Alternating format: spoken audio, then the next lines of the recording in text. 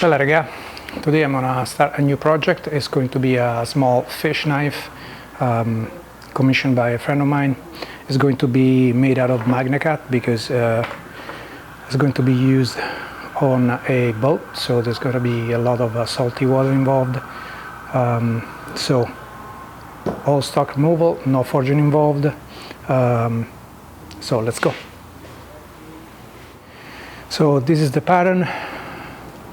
Is made out of paper, of course, because it's one-off, but I lined it with multiple layers of packing tape to make it a little more rigid. I'm going to just put it on like so. A couple of magnets, and it is rigid enough so I can actually use a scriber.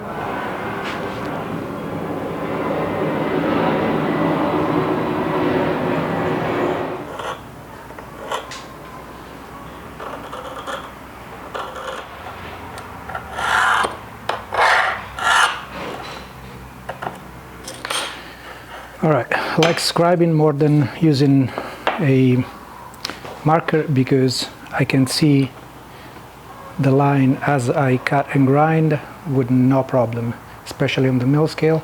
I'm going to use this part to make a folding knife that also has been ordered by a customer of the varnish shop where I work. So let's go cut it.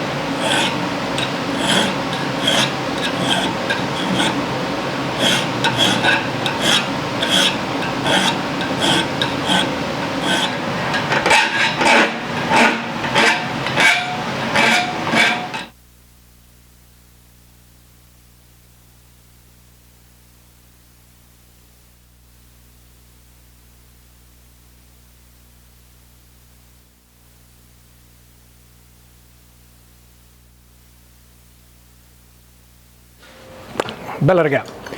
So after I cut the shape, I refined it on the belt grinder.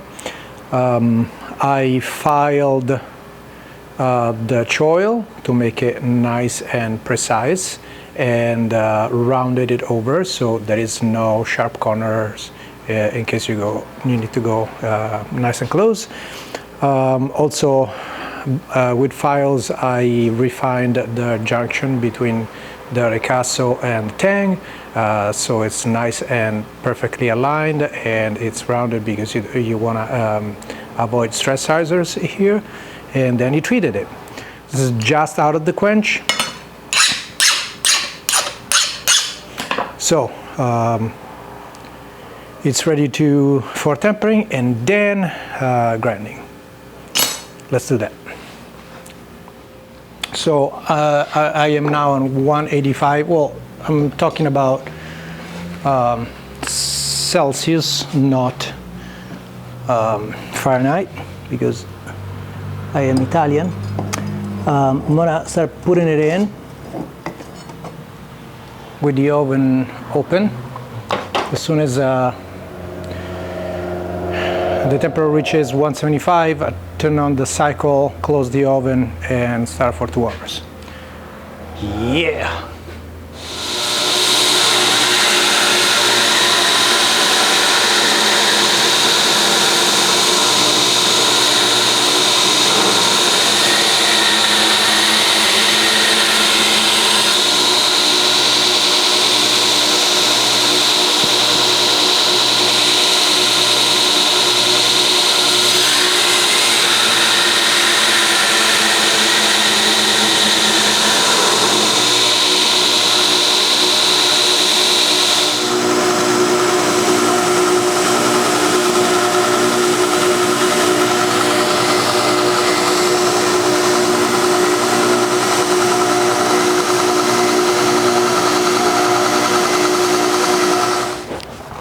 Hi.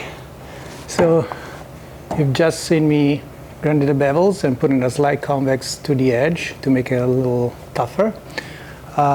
My plan was to leave a bad finish, but unfortunately it got slapped in the face many times by all my fine grit belts, because here in my shop is incredibly hot, and the adhesive on my fine belt gave up. So I'm gonna have to spend the next couple of days hand sanding, because Magnacut is tough and doesn't like to get hand sanded. So let's do it.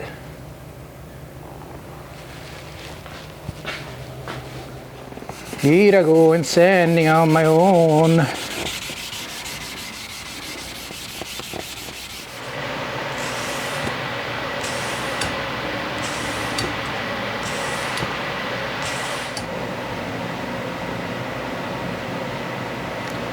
Hand sanded to 380, which is gonna be enough for this. And then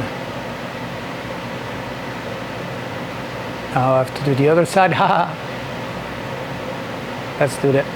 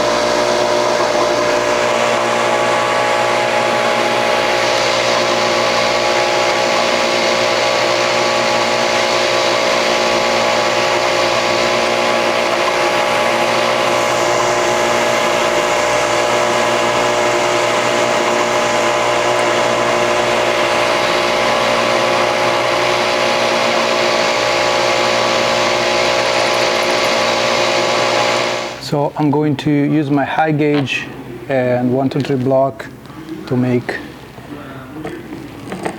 markings as a reference, so I can grind to some precise lines. I use a yellow china marker to get a clearer line. I I flattened the top part using that line that I marked earlier, and I measured the bottom, and I measured the bolster area. So now I'm going to scribe a nice line with a scriber, of course, because I'm scribing. And this is slightly bigger than this, 3 or 4 millimeters, just to have a little more grip. And I'm going to go to the grinder and grind it.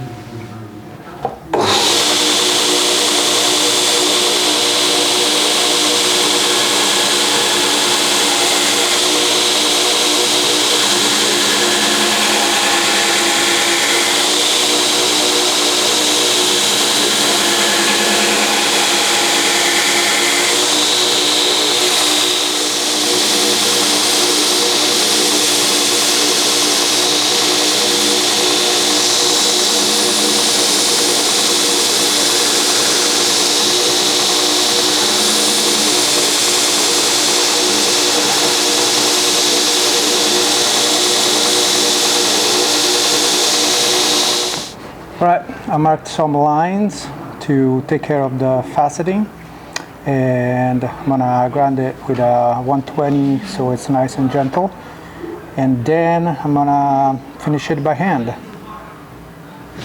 Let's do it.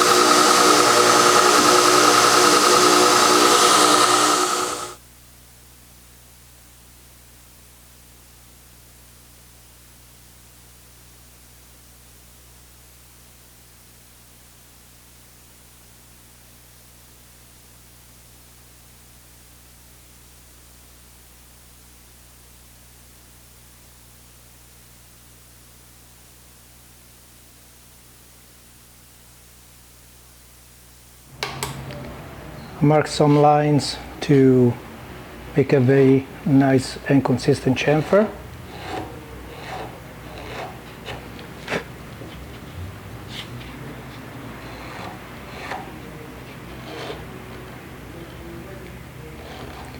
Starting with a needle file, and then I'll finish it with a less coarse and wider file.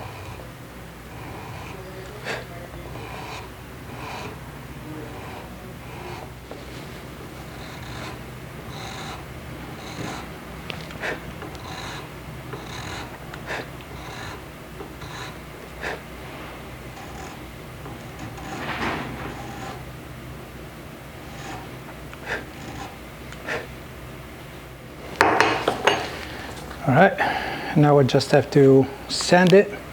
Also, earlier I scalloped the front of the bolster, so just to relieve some material.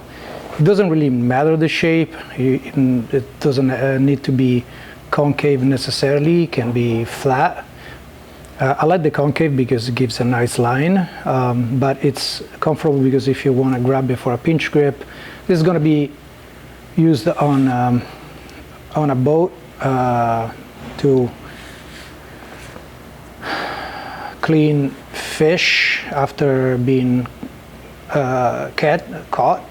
Catch is not a word. Caught. So they'll most likely grab it by the handle to have a full usage of the entire edge. but in case they want to use a pinch grip, if you have the whole square here, the whole material is going to be a little bothersome. This is going to give a little relief. Not having that material is nice. Yeah. And now to sand it, possibly with cleaner hands. All right, those are Kevlar gloves. I just put it on not because the knife is sharp, but just because I don't have any other clean gloves, and I don't want to put my hand grease on the knife as I sand it, because it clogs the sandpaper. So put a cloth on top of the bench pin, because I don't want the hard wood to make a dent in the corners. Yep, just go ahead and sand. This is 320 because the last belt I used was a 120, and this material is pretty soft. It's Grip X, which is rubber impregnated resin, and it is said to be extremely grippy even in wet situations. They say the wetter it is, the grippier it is. So yeah, let's try it. So hand sanding is finished, and if you see against the light, you can see all the particles of rubber poking out of the resin. That's what gives this material the grip. I left hand sanded finish. We should improve also the grip. I'm very excited for the owner of this knife to put it to good use. And yeah, now I just have to put the baker's mark, do one last pass of hand sand it to the blade, and then it's finished.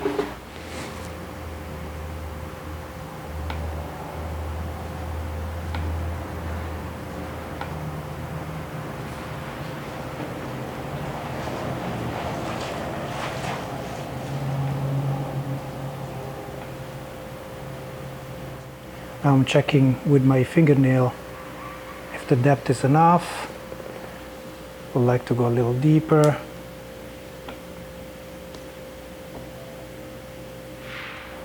I take the stencil off, and it looks a little mudded because the electrolyte tends to spread out a little bit, but since the only part that actually gets burned in is the part that gets in contact through the hole in the stencil, light hand sanded takes all the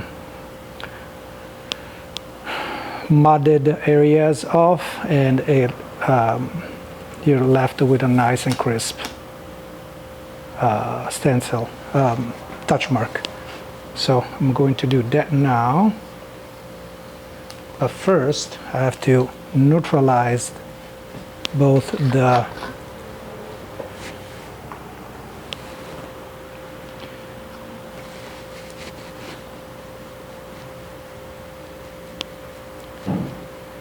stencil and the what's this called, and the knife.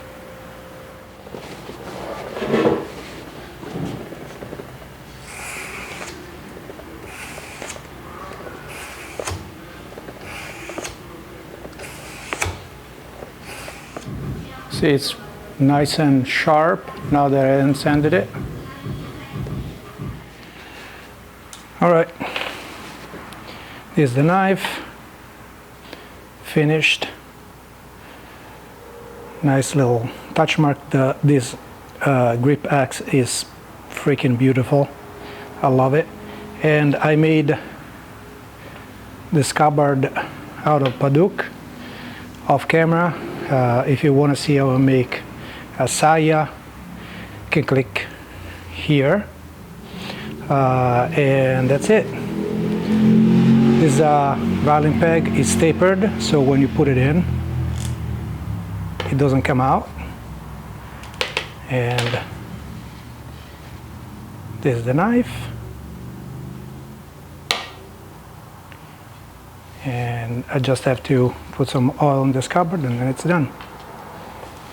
Of course, I have to also sharpen the knife. I'm gonna put the beauty shop right after this, and don't forget to like and subscribe and leave a comment. Thank you, and ciao tutti.